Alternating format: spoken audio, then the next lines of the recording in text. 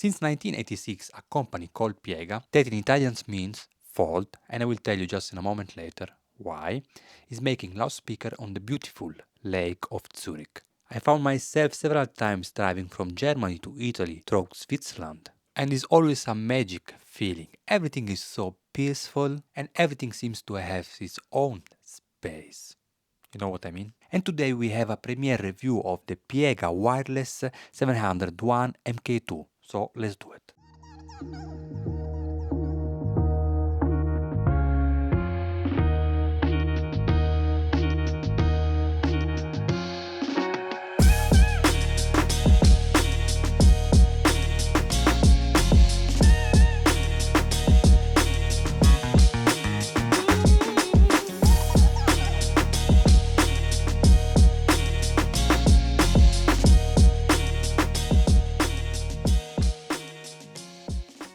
Beautiful and unique, right? We never saw something like that on these channels. But there are two special characteristics that set Piega speakers apart from all the others. The first one is the extruded aluminum tubes cabinet, which at first look and touch is giving a really satisfying premium effect. And of course this precise Swiss-made feeling.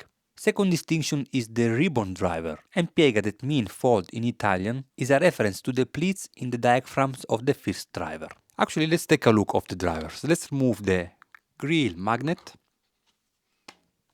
It's a metal grill, really well made, look really beautiful and elegant, and is hiding all the driver.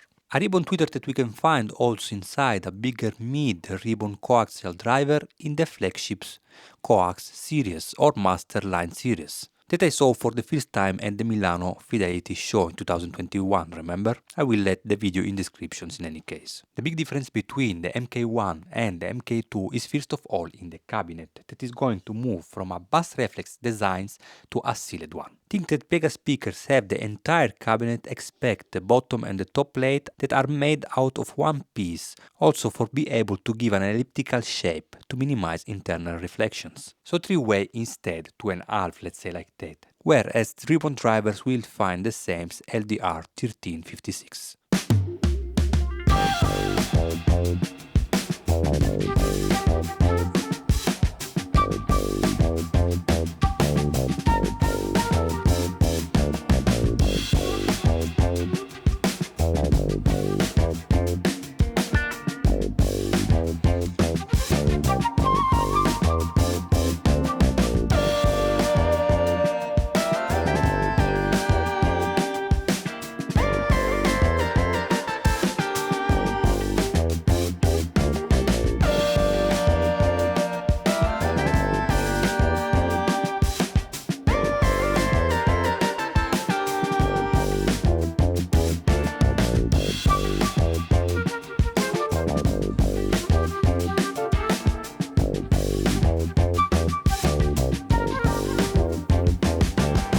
If you compare also the specs, it's really interesting to notice that Piega was able to give also more extensions in the sub-bass area. 701 Generation 2 mount 4 woofers with a paper-based membranes and a mid-range that is separated in his own cabinet. By using aluminum, Piega was able to reduce the thickness of the cabinet, that is just 5 mm, resulting in a slim fit looking not only for your eyes, but also for your ears, but we'll speak just about it in a moment in the sound quality. Powering and driving the 701 Generation 2, we find a switch mode power supply and a Class D 200W based on a TI chip.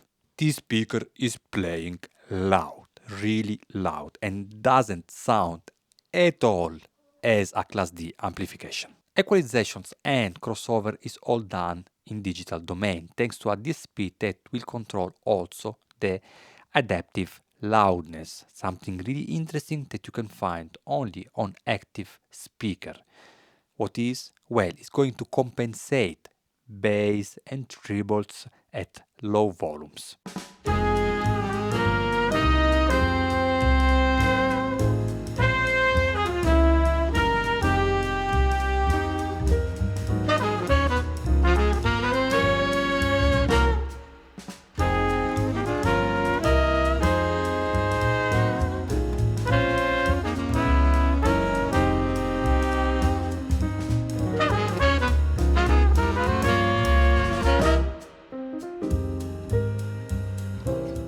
Just 3 cables and you are done. Power for the 2 speakers and one for the Piega Connect. And that's it. So if you don't like to see cables, that's definitely the way. Piega Connect is basically the wireless interface for your speaker and is coming also with the possibility to connect HDMI ARC for your TV. Then we find also digital and analog input. And here beautiful I connect also my turntables directly to the Piega interface without any noise problems. But if you want to avoid one DSP process extra, you can connect it also directly to the speaker because they have also an analog input. One for the left channels and one for the right channels, but be sure to have a phono stage in your turntables, otherwise you will need an external one because it's not coming with a phono stage input. Something that I really like. I don't like integrated phono stage at all. To sync the speaker and the Piega Connect, you will have to rely on Google Home, and I hate Google Home. It was always a problem, remember, with the Technics C600, but after a couple of minutes of power off, reset Piega Connects, I was able to see finally the speaker. The app is ultra basic, but it's working great and bug-free, and as far as I know, Piega is working on a new one. Transmissions between Piega Connect and the speaker is done by ClearNet technology that is supporting up to 24-bit 96 kHz. Remote control is small, elegant. Just a small drawback, we have the volume on the left side and input on the right side. And I found myself, for some strange reason that I understood later why, always to switch the input instead, increase or decrease the volumes, because all my remote control are coming with the volumes on the right. Just a small personal things.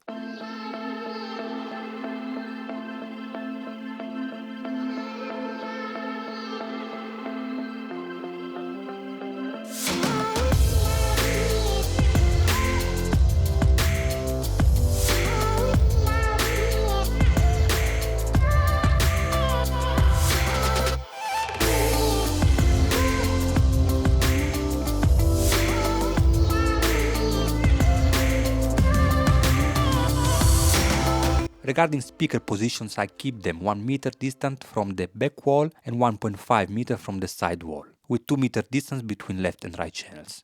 And just a small touch of toe-in, the soundstage is huge and the speakers are invisible. You should not have any problem to place it in your room.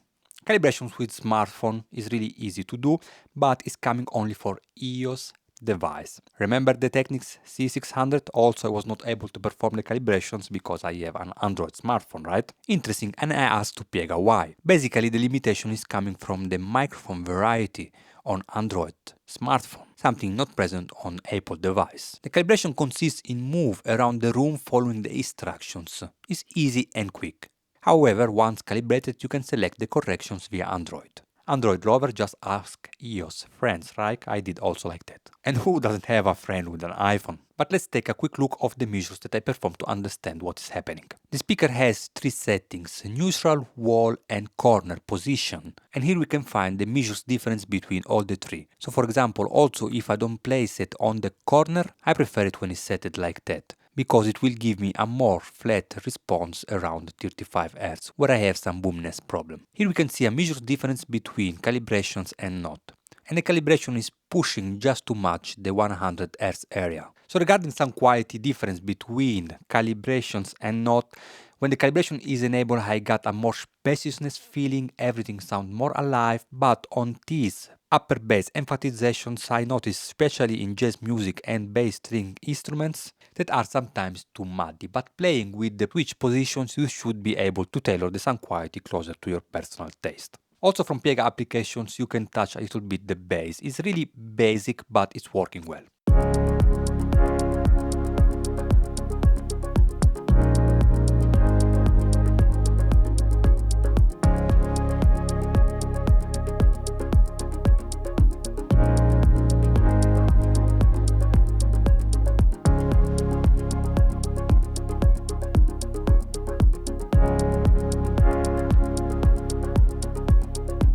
Smooth and warm is probably the best way to describe it, but let me break it down. Bass is really making its presence felt on Piega Wireless with a great depth of tone. And not only, also an impressive sense of agility, speed and control. Bottom end didn't shine for articulations, definitions and textures, rather for to be fully extended, plentiful, solid and first of all without any air coloration. Playing for example Annabi Savage, the Ghost, Piega Wireless 701 MK2 deliver a sub-bass, powerful extensions that was deep and reproduced with authority. Moving on electronic and something more aggressive like Martin Gore, 701 shows on the bottom end, slam and weight. No subwoofer needed at all, you know what I mean? In the mid-range area the things start to be really interesting, where I will not consider it probably the most neutral presentation. I really loved how instruments like sax, trumpet, violin sound rich harmonically, smooth and warm, with an overall engaging and emotive presentations more closing to a kind of romantic style rather than one digital boring and pitch black. Going up on trebles, wow, I have to laughing because it's just one of the most lovely tweeter that I ever listen. Without creating an extra sense of airs to the presentations, is able to enhance the sounds with a touch of elegance, delicacy that make it just sound fantastic. And also if not fully extended but slightly rolled off, it impressed me for the ability to disappear in your room. These speakers are invisible, not only by looking but also by feeling them. It's like to be in a room without speaker at all, with the sound coming from somewhere. Delicacy and touch, for example, on cymbals and jazz music is just so beautiful. I really enjoy it.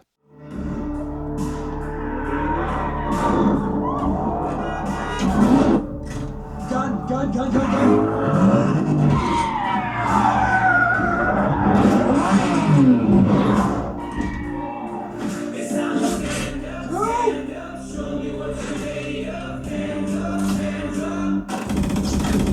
Moving on HDMI and movies, I performed some tests for tools are interesting to play the Piega wireless also in this configuration. And I have to say that intelligibility is superb. In some complex passages, I miss a little bit the presence of a subwoofer, right? Something that I would like to see from Piega, a wireless subwoofer to add to the speaker. Unfortunately, there is no way to add it in the moment because Piega Connect doesn't have a output for that. So not a deal breaker, but something to take it in consideration.